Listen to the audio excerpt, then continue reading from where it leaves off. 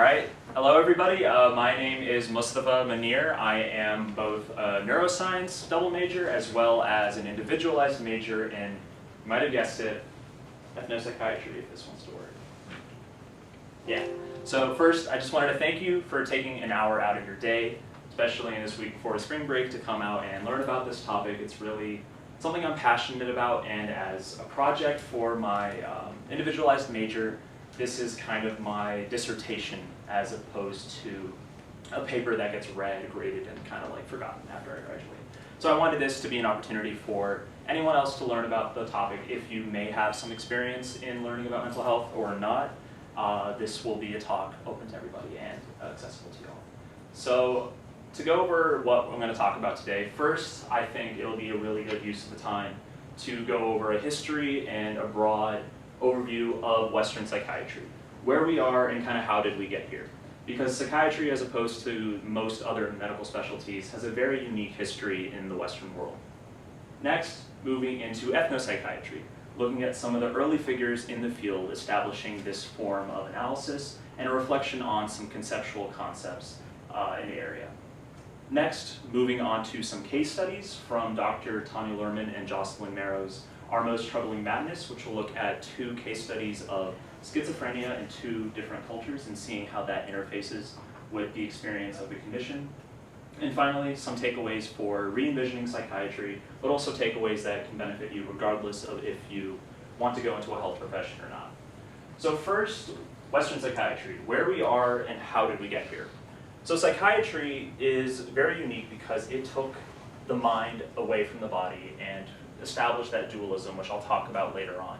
But because of that, the institutions that were set up to treat mental illness were all usually separate from the physical hospitals. So one infamous one is the Bethlehem Bedlam Royal Hospital in London, which was founded in 1247, which has been well known or infamous for its inhumane treatment before its reform later on in London.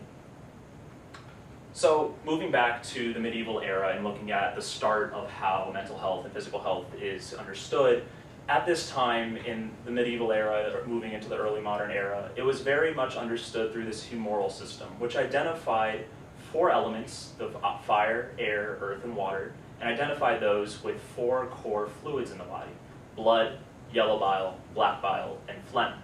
And an example of an association of mental illness is an association with mania with blood as being a quote-unquote hot humor.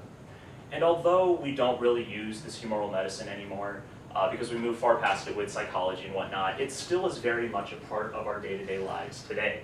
You know, for example, we still call into work and say we're feeling under the weather, because each of these were connected to different weather conditions, and supposedly you'd be more likely to be phlegmatic or depressed in rainy weather. We talk about people being hot-headed or being able to keep their cool. And in more of an explicit kind of an example, if someone's being really bold and you want to call them out on something, you call them out on having the gall to do something, in direct reference to the gallbladder and the yellow and black biles. So at this time, popular views on mental illness often invoked religious explanations. So they used divine interventions as explanations and satanic influences as possible explanations. So because of these explanations, the treatments had a religious flavor to it. Exorcisms, visiting shrines, and venerating saints were all commonly employed as treatment. And here on the right is a door from the Basilica di San Zeno in Verona, Italy, from the 12th century, and it's a depiction of an exorcism. And something really interesting is that at this time, glass was still very much a rare commodity. It was fragile and it was associated with the nobility and luxury. So during the medieval and early modern era, we had this glass delusion where people believed that they were made out of glass and they were fragile and susceptible to breaking. And this was concentrated only amongst the elite and nobility because the material itself was only really exposed to these people. So someone who was infamously afflicted by it was King Charles VI of France, who infamously also wore clothes fastened with iron bars so he could feel a bit more secure, making his glass less of an issue. And similarly, as you move into the 19th century, there was a rise and fall of the cement delusion as cement became a more common material. And today you have delusions having themes of surveillance and radio waves and more of a reflection of technology of today. So this is just an example to show that mental health has always kind of been shaped by the culture and society in which it is identified. And moving into the Enlightenment era, we get into a break from the moral and religious explanations and promotion of moral treatment and not treating people as animals, but treating them as people who deserve humane treatment. So cleaner facilities, foregoing restraints, and coercive treatments were all advocated for in these facilities. And an infamous painting, Dr. Philippe Pinel, he was an early proponent of moral treatment in Paris and at the Psychiatry, which was a women's psychiatric institute in Paris. Government-led efforts at this time in the Western world during the 19th century promoted the foundation of asylums. And here in the US, many of them were built between the 1850s and the 1860s. Here is the Central State Hospital in Indianapolis, which was founded in 1848, and it fully closed down in 1994 after deinstitutionalization, which I'll talk about later on. And however, although the patient population was increasing, psychiatrists weren't able to keep up with this population boom. So they were unable to maintain these advances in moral treatment, and asylums quickly fell back into inhumane treatments for their patients. And this is where we start to get the rise of psychoanalysis in the 20th century. It was founded by Sigmund Freud, the man here on the right. He was a neurologist and eventually moved into more of the psych area with his theory of psychoanalysis that treats the conflict of mental illness as conflicts between the id, ego, and the superego, which are three parts of the psyche, where the id is kind of your carnal, animalistic urges that are common to all mammals. Your superego is the imprintation of society and how your parents kind of raised you. And your ego is more of your real sense of self that mediates the desires between those two. And they all three actually have varying degrees of conscious and unconscious, where your id is fully unconscious and your ego is more conscious than the rest. And the popularity of psychoanalysis was reflective of the broadening of psychiatry in the 20th century to include mood disorders and personality disorders like bipolar, instead of just more severe mental health conditions that were treated because they were more visible in the past. And this presented an alternative to the institutionalized treatment that an asylum gave that could rather be done at private practice in the comfort of a patient's home or a practitioner's home. And this was the most prominent form of psychotherapy until the mid-20th century, where we had the introduction of cognitive behavioral therapy and dialectical behavioral therapy. CBT, cognitive behavioral therapy, looks at the links where thoughts create feelings, feelings create behavior, and behavior reinforces thought. And it looks at both your maladaptive ones and more beneficial ones, and aims to break the maladaptive patterns to create beneficial outcomes.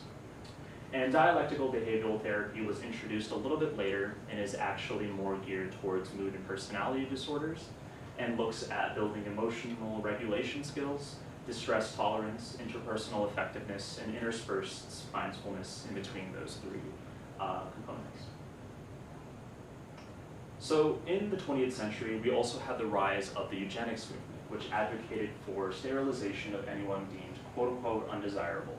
Many of these were also people who were intellectually disabled or otherwise had psychiatric conditions. States began to pass compulsory sterilization laws in the United States in 1907, beginning with Indiana. And that is not just saying that Indiana was the first state in the United States to pass a law, it was also the first jurisdiction in world history to actually pass a law like this, which is not something that gets taught as much as I think it should be in our state. And in 1927, the US Supreme Court actually affirmed the constitutionality of these laws in Buck versus Bell. And here on the left, we have Carrie Buck, who was forcibly sterilized next to her mother, Emma Buck. And the publicization of abuse in psychiatric institutions, and two examples include insulin shock therapy, which was a method of treating schizophrenia where high doses of insulin would be administered to someone to purposefully induce comas to make them easier to treat, and also the transorbital lobotomy, where an ice pick would be inserted into your eyelid right here, and your frontal lobe would be kind of swooshed around, so to say, to destroy areas of the brain that were thought to be the cause of mental conditions. But in reality, it didn't really do anything of real treatment. It was more so just an abuse. And this was coupled with the introduction of antipsychotics for the first time, as well as lithium for bipolar, and financial imperatives. All three of these led to the process of deinstitutionalization in the United States. And this was catalyzed by the signing of the Community Mental Health Act in 1963 by President Kennedy to promote the development of these community-led, non-institutional asylum centers as an alternative. However, the law didn't really have any provisions to ensure that states would actually do this. So many states ended up closing their state mental health hospitals without developing any sustainable alternatives. So as many as 90% of pre-CMHA beds were closed after the full extent of deinstitutionalization. And another important point is that although there were advances in psychotherapy at the time, this was not, this was not able to treat all mental health conditions equally. Some more serious conditions like schizophrenia, although antipsychotics were introduced for the first time, these were especially detrimental in side effects because we weren't further enough in the research to avoid those extrapyramidal side effects, for example, where movement disorders are very likely with early antipsychotics at the time in the 60s and 70s. So to take a closer look at deinstitutionalization, here's a graph of time on the x-axis from 1950 to 2010, and on the y-axis we have the population of mental health patients in US state hospitals. And this is when President Kennedy signed the Community Mental Health Act, and you see that dramatic drop. And conversely, this was also when we began to see a sharp rise in our prison population in the US. Now, any scientist worth their salt would tell you that causation and correlation are two very different things. And there are many other factors that account for this rise in the prison population, such as the rise of broken window policing, as well as the war on drugs and differences in the sentencing for different drugs in that. And finally, moving into how psychiatry and neuroscience is today, now that we have better antipsychotics that avoid side effects, and we have finally gotten to past the discovery of neurotransmitters and more complex aspects of neuroscience, biological psychiatry has gained real prominence in the 21st century. And mental illness has become exactly that. It has been conceptualized as a disease that can be treated through biological cures. Depression has become a serotonin imbalance that needs to be treated by increasing that serotonin. And there was actually a pretty infamous study from last year that showed that through a meta-analysis of a bunch of depression studies, that serotonin theory isn't actually as strong as we thought. So it is pretty detrimental through oversimplifying a lot of these conditions. And there's also a big disparity in how mental health is treated between medication and psychotherapy and counseling. In 2020, the CDC found that 16.5% of US adults with mental health conditions received medication, but only 10% of them received therapy or counseling for them. And there's also a pretty strong generational gap for therapy, not as much in medication, where 18 to 44-year-old adults, the younger generation is much more likely, 13.2% likely to be getting counseling or therapy, while only 4.5% of seniors, 65 or older, were receiving therapy or counseling for the condition. And this approach relocates the experience of mental illness away from its very real social environment. It places it in the brain, says that it's an issue of neurotransmitters and chemical signaling, and avoids really, confronting a lot of these social realities that are affecting people's experience. And this is even in contrast to modern neuroscience research. We've gotten into an area where we're finding that neuroplasticity, the ability of the brain to change over one's lifetime, epigenetics, the interaction of the environment with gene expression, which can also be transmitted generationally, and the gut microbiome. All three of these are revealing that even our biologies are dynamically shaped by the environment and the social beings both around us and in us in the case of bacteria. And here on the left is a study from quite recently that looked at the impact of epigenetics and the gut microbiota on various aspects that contribute to Alzheimer's disease. So we're getting to a point that now our even older conceptions of biology are being overridden through this dynamic interplay with the environment. And finally, to close out this section on Western psychiatry, I wanted to look at the World Health Organization's definition of mental health. Mental health is a state of mental well-being that enables people to cope with the stresses of life, realize their abilities, learn and work well, and contribute to their community. Now, when you step back, you kind of have to ask yourself, whose culture is the stresses and abilities being defined in. And since when was someone's ability to work ever a part of their mental well-being? And this is a reflection of a broader trend in both psychology and other social sciences of the research and conceptualization of the field being weird. It is Western, it is industrialized, it is educated, it is rich, and it is democratic. And the sheer amount of research in psychology is occurring in these areas. And for example, later on we'll be talking about schizophrenia.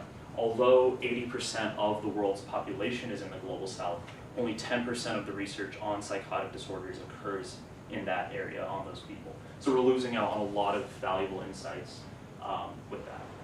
And that moves us on to ethnopsychiatry, the beginnings and some conceptual reflections. And we'll be looking at three figures: Georges Devereux, Louis Mars, and Frantz Fanon. Georges Devereux, he was a Hungarian-French anthropologist and trained psychoanalyst. He was actually trained in the Menninger Clinic in Topeka, Kansas, which was one of the few psychoanalytic clinics that allowed non-physicians to be trained. So he was actually not a physician by training, but was still very much involved in the area. And he's considered one of the founders of ethnopsychiatry. In the 1930s, he traveled to the US for his anthropology doctorate at UC Berkeley, where he engaged in fieldwork amongst the Mojave, Hopi, Yuma, and Kokopa peoples. And he noted that not all cultures were equally interested in psychopathology and psychoanalysis. He interpreted this as a sign of how society treats and views the individual. Does this individual or does this society accept this form of introspection from someone who may not be from their culture? And Georges Devereux is pretty well known, especially in France. There was a 2013 film adaptation in France of his Reality and Dream, which was a book about his psychotherapy of an indigenous Blackfoot man, which starring, I think, Lucio Toro and Matthew Amalric. And Dr. Toby Nathan, the founder of the Georges Devereux Center at the University of Paris 8 to continue his research, noted that one of his lasting contributions was to urge clinicians to frame psychopathologies through cultural determinants. And that is, looking at specific rituals, stages of life, the transitions between those stages of life, beliefs about the causation and causality, curability of mental health, as well as anticipated responses that someone might get from being labeled with a mental health condition. Louis Mars was a Haitian psychiatrist by training, so he was a physician. Later ambassador to the United States. Here he is pictured meeting with President Kennedy in 1961, and another influential figure in early ethnopsychiatry. To Mars, the field of ethnopsychiatry really encompasses the study of how socioeconomic factors condition mental phenomenon and those experiences. And importantly to him, it wasn't just an epistemic venture of knowledge where it's just learning what's different in each culture, but very much a real clinical, institutional, and public venture in making sure that these contributions to research can actually be translated down to real patient outcomes. And invoking the inhumane conditions of a pre-Pinel Salpêtrière that we saw in the painting earlier, after visiting the Pompidou Asylum in Haiti, he founded the National League of Mental Hygiene, which lasted from 1941 to 1970. And its aim was, given a lack of specialized Haitian mental health professionals, to integrate doctors, priests, teachers, social workers, urban planners into mental health care in order to cover up for that lack of specialized training. And to this day, the Mars and Klein Psychiatric Center in Port-au-Prince, Haiti, still bears his name, and continues more of that psychiatric research. Finally, Frantz Fanon is very much alive in the public consciousness as a revolutionary figure, and this is noted by Dr. Richard Keller, professor of the history of medicine. But him as a clinician, in contrast, is very much slipped out of the historian's imagination. And a lot of people don't really look at his medical education before becoming a political revolutionary. Here is Fanon speaking at Accra, Ghana in 1958, down with colonialism and imperialism, something I'm sure he very much would have agreed with right behind him. So Fanon, in his training, he spent over a year working at the St. Alban Hospital with Francesc Tosquel. He was a Catalan French psychiatrist who founded institutional psychotherapy, which was a blending of Marxism and psychoanalysis. And this approach argues that the hospital itself needs a form of reform and healing in order to avoid being authoritarian. So that came in the form of holding creative art workshops, involving patients in the decision-making of their own care, and also reimagining the hierarchy of clinician and patient. And Toscal here, he is barefoot on the roof of St. Alban holding a sculpture, so very much appreciative of art, so that might be a part of why those workshops were done. And here's Fanon at the Bouida Joinville Psychiatric Hospital in Algeria. And he ran into a lot of troubles trying to integrate the institutional psychotherapy in Algeria. And it led him to confront a, quote, assimilated psychiatry that simply aims to imitate Western models without centering the complex realities of colonized peoples. And it's very much intimately tied to his political reimagining of colonialism. So his medical and psychiatric background is very much a big part of his later revolutionary thought and writings. So moving on to some conceptual aspects of ethnopsychiatry, I wanted to talk about mind-body dualism again. So it's kind of a latent assumption in Western medicine, philosophy. There's an age-old debate of if the mind and the body are truly separate or are they the same. And one solution is Cartesian dualism, where the mind and body are conceptualized as two distinct substances which may or may not have any impact on each other. And here on the left is René Descartes' depiction of dualism. To him, he believed that since the pineal gland was the only part of the brain that didn't have another half because it laid right on the midline of your brain, he believed that that was the seat of the soul. Today we know it just, puts melatonin in your body, assuming you didn't use your phone too late, but that's where he believed the soul was. And although it's not really any relevant to medicine today, it still is assumed that the mind and body are separate. Neurology and psychiatry have a shared board of certification, but they're two distinct medical specialties. And by treating these conditions as conditions of the mind and body respectively, the causes, the treatments, and the institutions are separated, as we saw with the asylums much earlier. So dualism contributes to mental health stigma, both in Western and non-Western settings. The idea if someone has a disease of the mind, they should be able to, quote, pull themselves together is much easier for someone to present rather than if there's a physical cut that needs stitches. There's a very clear example of when that is treated and when that can get better, as opposed to mental health, which isn't as visible as that. And there's also the mystification of mental health via the evil eye or jinn possession, magic, as various explanations for why someone might be afflicted with a mental condition. Here on the left is a Nazar amulet, which is intended to ward off the evil eye. And the evil eye is really widespread. There are a lot of variations in different cultures, but about 40% of the world's cultures have some sort of evil eye belief. And there's also a pretty frequent implication that non-Western cultures, that the relationship between the mind and body is like a pretty holistic one, that it's a holistic mind, body, and spirit, which overrides the complexity of other cultures that might have further divisions than just mind and body or a holistic view of the two. And that's actually what we'll talk about right now. In Nepal, we start with the body, but the mind gets split into first the damag, the brain mind, and the man, your heart mind. There's also sato, spirit, and all four of these interface with the samaj, society, or ijit, which is a common concept of social honor found in South Asian cultures. It isn't really bound to any one religion, but it's found all across South Asian cultures. And framing conditions in different aspects of the mind and body has immense consequences in Nepal.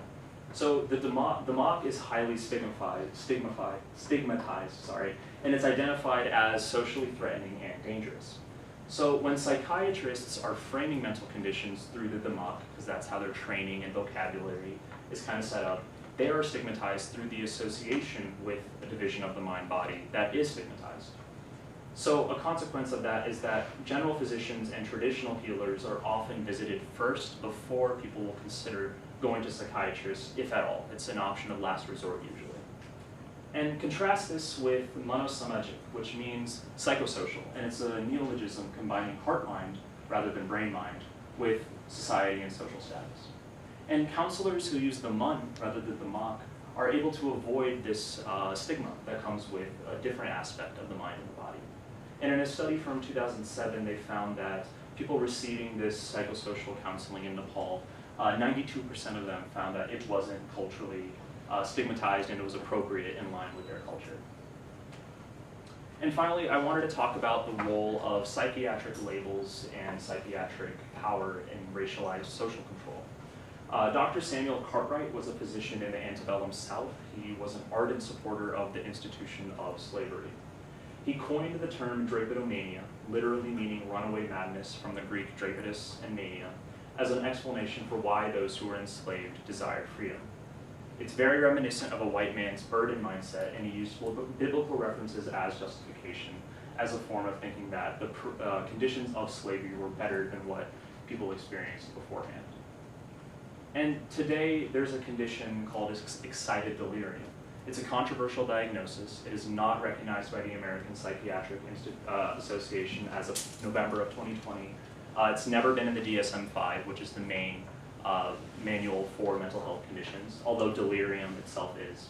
It refers to a potentially fatal state of agitation and delirium, characterized by traits such as, quote, superhuman strength, and, quote, being impervious to pain.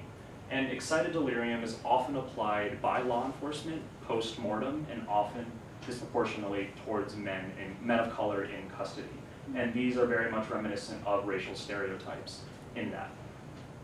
And it's treated through chemical and physical restraints like ketamine, which carries a high risk of respiratory suppression when used outside of a hospital. Here on the right are paramedics Jeremy Cooper and Peter Chichuniak.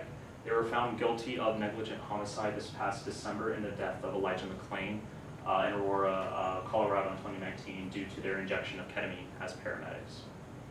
And last October, the American College of Emergency Physicians withdrew their 2009 paper, which was the last medical pillar supporting it as a diagnosis. And as of January of this year, California has begun to ban it alongside some common synonyms such as excited mania.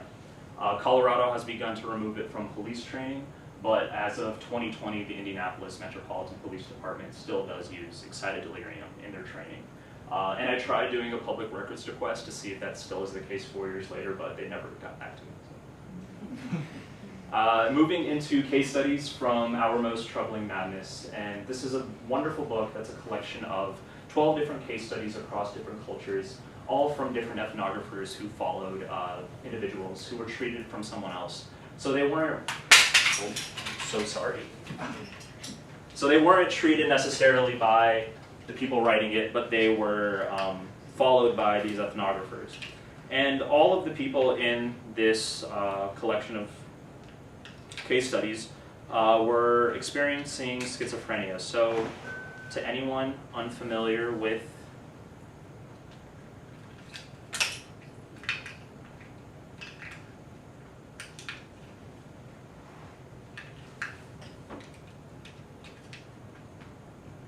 sorry about that, okay. So to anyone unfamiliar with schizophrenia, I'm going to first want to talk about what it is and go over it to kind of review that, and then we'll talk about those case studies. So schizophrenia is a condition on the psychotic spectrum, which nowadays is being thought of as a variety of intensities and types of experiences, which includes schizophrenia as well as schizoaffective disorder, which is a combination of schizophrenia symptoms with mood or personality symptoms. There are also more acute versions of psychosis that might be drug-induced or through lead poisoning. Postpartum psychosis is a rare postpartum condition, similar to how postpartum depression can kind of manifest. But schizophrenia is defined through positive symptoms, which indicate the presence of something abnormal rather than something that is just beneficial. So that indicates the presence of a hallucination, delusions, or disorganized speech and or thoughts. There are also negative symptoms, which refer to the absence of things that are normal, such as avolition, the absence of having motivation in one's day-to-day life, blunted affect, or an absence of emotional display, asociality, or a lack of social interaction, and alogia, which is like a lack of talking and speech. And finally, schizophrenia is also characterized by cognitive symptoms, such as poor memory, difficult time with social cues, and impaired executive function. So the first case study takes place in Chennai, Tamil Nadu, which is at the top right corner of this red area in the south of India. And it followed Sita. She was a middle-class mother from Chennai who successfully raised 2 children up until high school and college, also living her life with schizophrenia. And despite her psychiatrist rating her psychopathology as severe, she had a pretty high score on the scale of positive and negative symptoms. She was never hospitalized for it, and she was able to fulfill those responsibilities of raising her kids and other family responsibilities. And this is reflective of a broad trend where more people seem to recover spontaneously and or be able to maintain employment or family responsibilities with schizophrenia in non-Western cultures as opposed to Western cultures. And to see the main feature of her condition were not just the voices, but rather also quote-unquote imitations and vibrations that she experienced while praying before a darshan, which is a depiction of a Hindu deity at a temple. Here on the left is a depiction of the god Vishnu in a Hindu temple. And while this isn't a part of the standard practice of praying before a darshan, this allowed Sita to identify some aspects of her schizophrenia as culturally normal. And in the experience of her voices, she identified both benign ones and harsh ones, but assigned a protective religious role to the benign experiences. For example, interpreting a more benign voice as, a deity such as Vishnu and believing it to be a protective force from the harsh ones. And today, there are new therapeutic approaches using cognitive behavioral techniques to address how individuals can better attend to their auditory experiences. And there are groups such as the Hearing Voices Network in the USA that are aiming to target that medicalization and pathologization of auditory hallucinations and take an alternate approach to that. So the second case study follows Alexandra. She was a young Romanian woman who received her schizophrenia diagnosis after her second psychiatric hospitalization in 1999. She was raised in the Romanian Orthodox Church, but increasingly felt distant to it growing up because of corruption in her local clergy, and eventually joined an evangelical Protestant church in 1994. In her new church, the possibility of direct engagement and a personal relationship with God allowed Alexandra to change the narrative of her condition. In contrast, the Orthodox Church reserves the interpretation of divine symbols and messages for the clergy. So her psychiatrist, who also was of the Romanian Orthodox Church, viewed this quote-unquote relationship with God as a pathological aspect of her illness because it was inconsistent with the majority religion in Romania. And the other side of the coin is that her Protestant fellows also believed that the relationship with God was more of an aspect of the curation of her condition and could be a beneficial aspect of that illness. And this is reflective broadly of a theme where people who have religious themes in delusions are more likely to experience worse treatment outcomes than those who have non-religious delusions, all other aspects of the condition being the same. And this is because certain religious beliefs can feed into cycles of despair, guilt, and blame, which are very hard to break. And then here on the right is a study from 2019, Anderson, Schmidt et al. Found that people who are more likely to have active social or religious activity are much more likely significantly to have religious delusions. And it's reflective of religion not just being a philosophical or cultural thing, but also very much a social thing. You have a very strong community. So it's very hard for people to break religious delusions, which is why those treatment outcomes are much worse than non-religious delusions in the same conditions. And finally, some takeaways for re-envisioning psychiatry, but also applicable to anybody.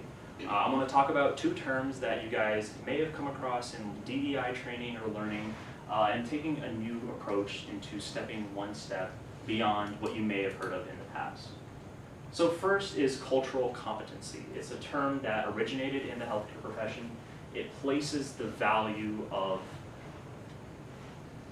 knowledge and training in the idea that someone can eventually attain competency in someone's culture.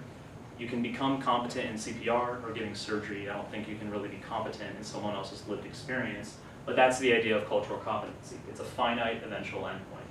It supports the myth that cultures are monolithic, and because of that, it's ignorant to intersectionality in identity, where multiple aspects of someone's identity interact with each other to form a unique experience. So instead of cultural competency, try cultural humility. It was introduced as an alternative to cultural competency, places the value in introspection and co-learning with clinician and patient, and it doesn't have an endpoint. It's a dynamic, lifelong process of learning and growth between both parties, and it's not solely in one direction. And it moves the focus from simply building knowledge to changing the institutions themselves in order to really see how culture can negatively impact people and change those negative impacts for the better. And along those lines, you may have heard of social determinants of health. This originated as a term in public health and was borrowed by clinicians to refer to risk factors for diseases such as access to housing, employment, and healthcare coverage. So instead of this, try structural drivers of health. It refers to the actual institutional and or policy level causes for these identified risk factors. So for example, there are disproportionate rates of obesity and diabetes in the United States between white Americans and black and brown Americans. That is not simply a difference in biology, but rather because black and brown Americans are more likely to be living in food deserts. Now that is where social determinants of health would stop.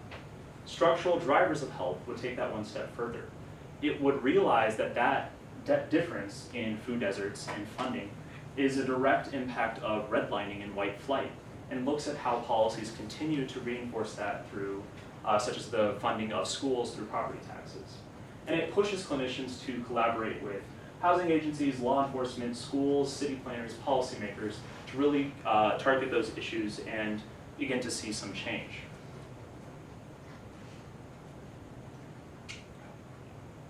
Finally, I wanted to talk about this man, Paulo Freire. He's one of the most prominent figures in critical pedagogy. He was a Brazilian educator and philosopher, best well known for his 1968 work, The Pedagogy of the Oppressed. It is the third most cited publication in the social sciences by 2016 and continues to be so to this day. Freire discusses a traditional model of education, and he terms this a banking model of education, where students are simply depositories for information. You come in for topic 1, you learn the information, you take test 1, you forget it, and it's time to regurgitate topic 2. And he contrasts this, actually I wanted to show this real quick. If anyone's familiar with Calvin and Hobbes, this strip is very reflective of that. Answers a question. As you can see, I've memorized this utterly useless fact long enough to pass a test question. I now intend to forget it forever. You've taught me nothing except how to cynically manipulate the system. Congratulations. And in contrast to that, Freire proposes a liberational model of education, where students become active members in building their own pedagogy that is about critically understanding one's world and existential situation. And in a recent paper from earlier in February, proposed a psychotherapy of the oppressed, following Freire's methodology and applying it to mental health practices. Psychiatric care today is very much a type of banking model.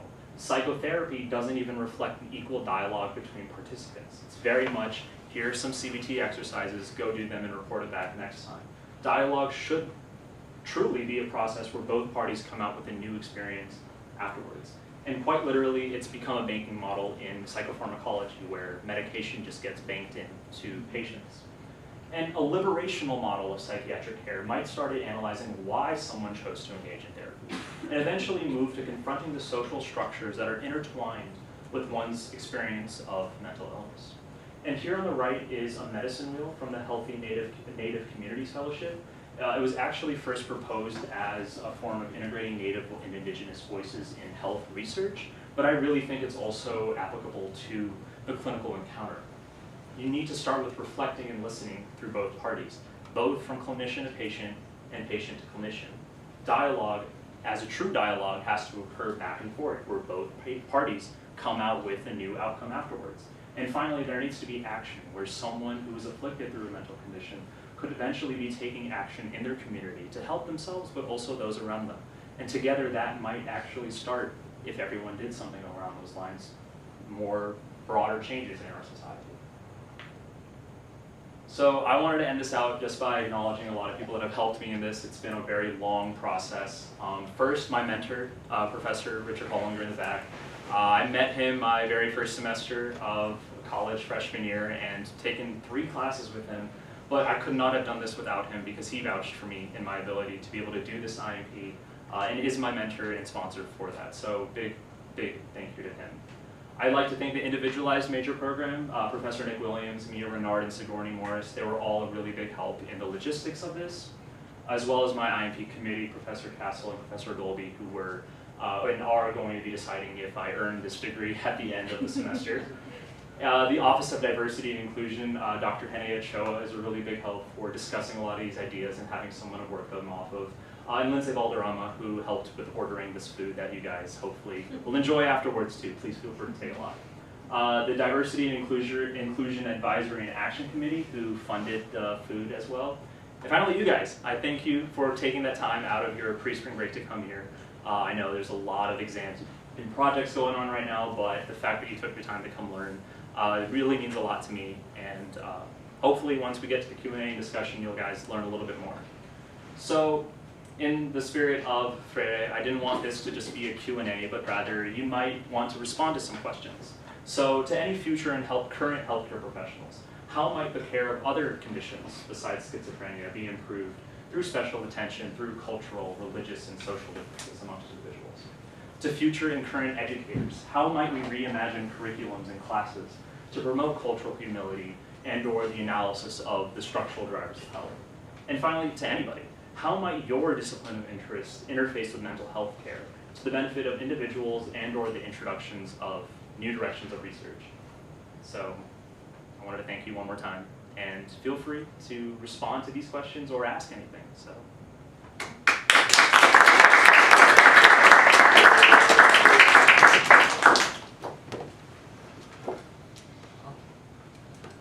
Yeah, hi, I'm Cooper.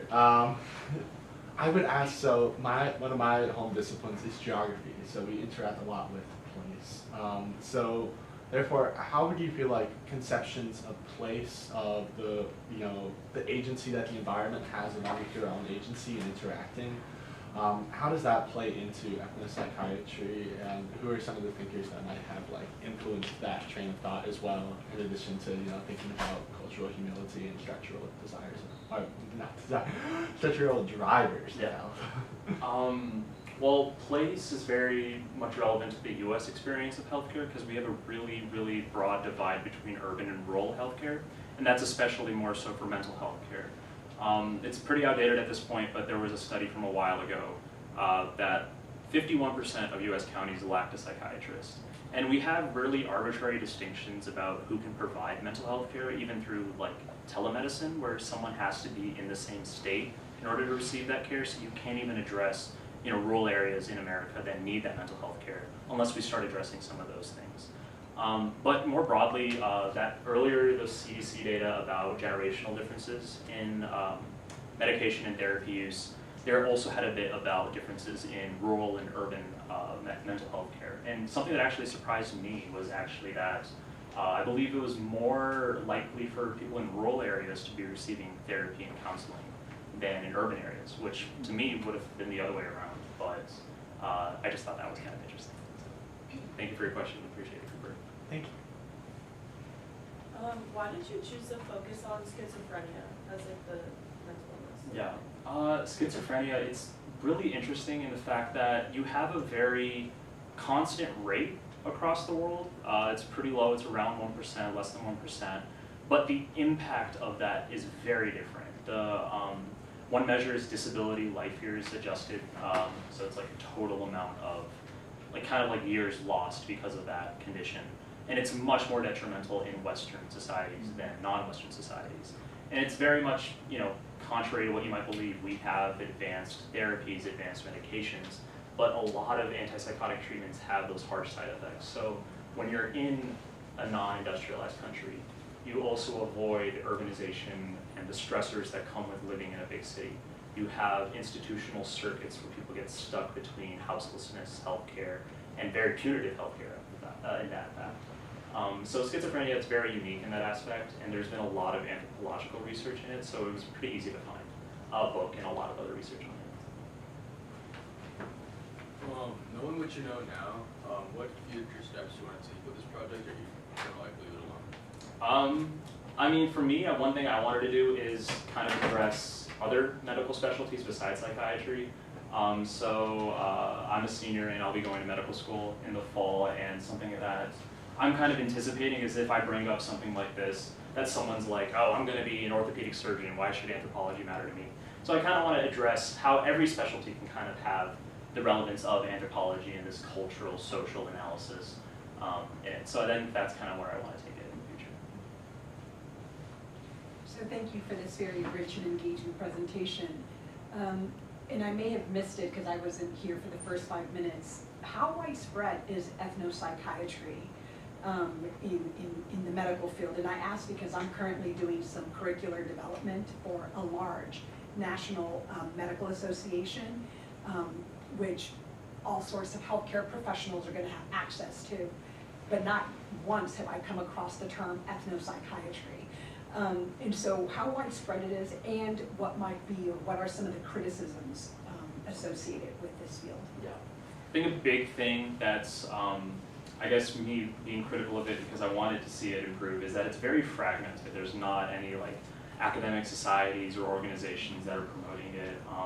Again, with even the term ethnopsychiatry, people call it cross-cultural psychiatry, transcultural psychiatry, anthropological psychiatry, psychiatric anthropology. So you kind of have a lot of different terms, and when you're doing a lit review, for example, if you're searching in one area, you might get biased and only look at the medical aspect if you're using medical vocabulary. So I think a big criticism is that it's such a broad topic that you really need to integrate medical professionals, non-medical professionals, and appeal to them, all of them, and see how their insights can really affect the direction of that research.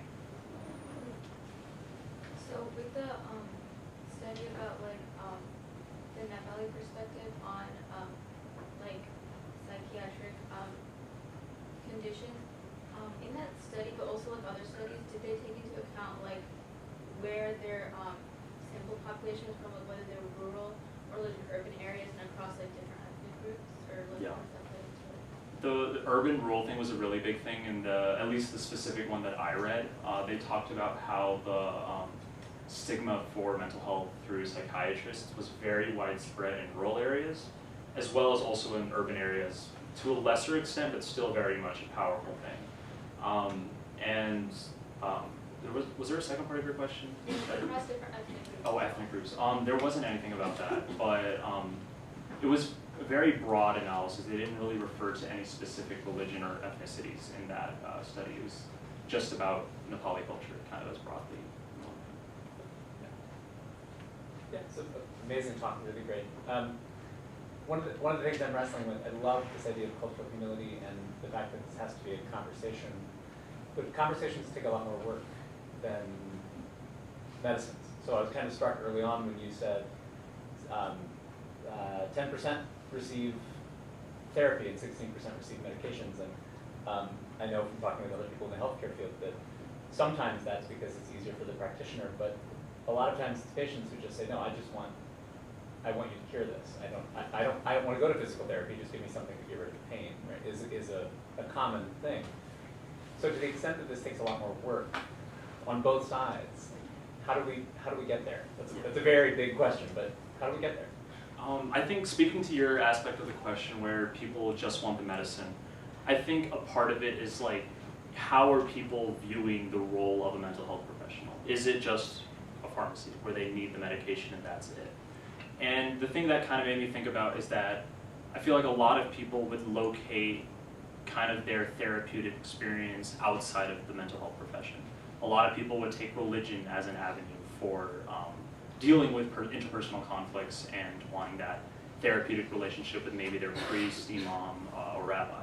So I think that the image that psychiatrists, therapists, and other professionals paint out into society is a really big aspect of how that's going to be changing, at least from the professional side. And then for everyday people, I think collaborating with those people that would likely be first avenues. So pastoral psychology is kind of a field that looks at how religious figures and people in the community can kind of use psychology interfacing with people's therapists to kind of tune or attune their religious conversations around that. So I think it does, again, it'll take a lot of work from everybody, but I think it will involve more people. So that work will be spread out a little bit more. Yeah, fantastic talk. I just really just wanted to make a quick comment about your choice of focusing on schizophrenia. I thought it was really interesting. You're talking about these differences in outcomes for schizophrenic patients in Western versus non-Western countries. To me, without knowing much about schizophrenia, I went into this thinking that treatment with antipsychotics is a very direct and usually pretty efficacious treatment for schizophrenia. And so to see these massive differences even in outcomes in the Western world versus non-Western countries was really surprising to me. Yeah. That don't have access necessarily to antipsychotics and who are just become more well-adjusted with their condition. Thank you, appreciate it. Where does the psychotherapy of the oppressed, as you kind of call it, like in right, and the institutional psychotherapy that you mentioned earlier, where do those two concepts sort of overlap, and what are kind of the first steps in moving forward with implementing the best parts about them? Yeah. So both of them are very much inspired by more, I'd say, leftist traditions and more philosophical traditions that are being more critical of society, both as a normal everyday term, critical, but also critical as in critical theory and critical race theory and a lot of these things. So I think both psychotherapy of the oppressed, institutional psychotherapy, kind of like ethnopsychiatry having a lot of different terms, kind of simply can be viewed as synonyms for each other. So more broadly, I'd say it involves kind of realizing that social factors of mental health are very much always intertwined with that experience. And something I've always kind of said is that we are very quick to kind of talk about preventative, like heart care, go exercise 60 minutes a day. But preventative mental health care, because a lot of them, financial stresses, for example, raising the minimum wage or introducing UBI could very well be thought of as a preventative measure of mental health care. So I think it very much involves that broadening of how you view it, and that also includes broadening of who gets a say in that. I think the conversations of mental health care should be involving both the professionals but also a lot of the other people, because you'll need that change in a lot of areas of society and of policy level and non-policy level. Do you think that introducing like the idea of like cultural awareness, like obviously that's a good thing, but do you think it can be like misconstrued or used in like a bad way? Because I know I read a story one time about Klein Smith getting insight into like Japanese culture in order to sell their antidepressants better there. So do you think it's like a double-edged sword, or? Yeah, no, I think you can't always have scientists and researchers be on those ethical lines. You're always going to have those issues, and especially with something as intimate as like culture, something that's very important to people. And if you're sharing that with someone who's not from that community, it's very much even more so an intimate experience. So I think it's, again, like you said, it's very much an issue because taking advantage of people in a mental health crisis or condition, it's very much exploited. It's inhumane, I would say. Yeah.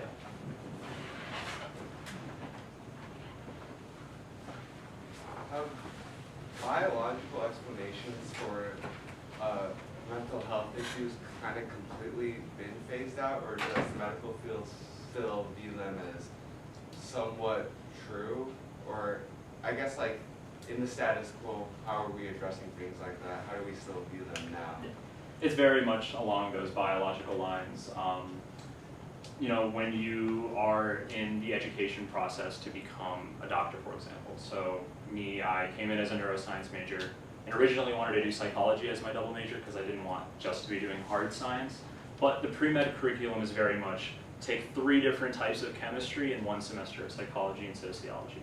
And that wasn't even given its own section on the MCAT until less than 10 years ago. So most physicians that are practicing today did not even have to take a test, including social cultural factors. So it's changing, especially with our generation, but it's very much today hard biology, hard explanations of, do you have the data to obtain a p-value under 5% to show that it's a statistical significant treatment or something? That's how it's viewed, and the value is placed in numbers and not in people's experience, which I think it should be at least. You talked about the field of ethnopsychiatry being very kind of spread out and that there not being a central organization. Are there any centers of gravity at particular institutions or any groups of people or institutions who are at the forefront of this? Like, where is the work being done right now? Yeah. So a lot of so Louis Mars and George Devereux, they have a lot of people continuing their research. So in Haiti, there was the Klein Mars Center that continues a lot of the research. And what they've done there actually is integrate a lot of the aspects of voodoo Haiti culture in the treatment of mental health. And then in the Georges Devereux Center in Paris, it's very much a French tradition for that ethnopsychiatry, so a lot of the stuff isn't available in English, and I read it through Google Translate, so I don't know how much I kind of grasped of that, but it's fragmented in that regard too, that the language barriers in that, so yeah. Thank you. Of course. Sorry, this No, is you're, kind of not like you tried to be like different from like what you talked about, but did you find anything in particular maybe like in the field of ethnopsychiatry and maybe how it's like different for children as opposed to adults? Because I know the case that you talked about was with adults. yeah. So more broadly, I think with, I'd say like pediatric care, like caring for children, the way it might interface with this is that different cultures might have different explanations or definitions of when someone becomes a child or an adult. And I think there you might get into conversations about responsibility. So, you know, someone who might come from a culture that has a more broad view of childhood, the responsibility of someone's actions might not be ascribed to them if they're still a child, but in a culture where adulthood might come sooner, they might be, you know, more responsible for their actions as viewed by greater society. But I think that's very much an interesting thing because you have a lot of directions to go into with, you know, postnatal care, you're starting from there all the way up until like adolescence and adulthood. You have a lot of differences in how cultures view that process all the way up to adulthood. So first, I love that you ended with some discussion questions for us to consider, because I'm definitely going to be chewing on this for a long time. I'm curious with that first one, if you've looked into, in your exploration, some of the interactions with trauma and ethnopsychology, Yeah. when pathologized as PTSD. Exactly, yeah. So, I mean, again, like when you have wars and genocides, that gets pathologized as PTSD when Doctors Without Borders or Western organizations are going into diagnose people. And it, again, when you're taking the causation of that and placing it in an individual, in their brain processes, you disconnect it from the very real social realities. And I think, in a way, it kind of clouds it. I think it turns people away from talking about the real issues, because the real issue just becomes the brain and the brain networks and all the neuroscience behind it, and not really how it began in the first place when you took a step back and looked at it. All right, with that, it's 5 o'clock. Oh. Yeah, sorry, I just have one more. So you mentioned how kind of mental, like using the use of medicine for mental health kind of ignores the environmental impact. And then you also mentioned how like it was Sita who lived up to like her 30s without ever being diagnosed. So would you say that the environment of Western countries kind of has an impact on the severity of like mental health issues? Yeah, and I'd say with that, there's a tendency for people to pathologize things that don't necessarily need to be. And more of an extreme example is that in day-to-day life, people are like, oh, I'm so OCD, or I'm so bipolar, to use those as kind of everyday words. And especially in our culture, that's very much like, I think in our generation, it diminishes the value of those words and the like real power that, you know, those conditions have for the people who live with them in their day-to-day lives. So I think that is an aspect of it, with how it normalizes a certain way of looking at these conditions as just terms and not people's real like life experiences that they deal with every day, and it's not an easy thing to say, at least. But it is like 5:02. I don't want to keep you guys, but thank you so much for coming.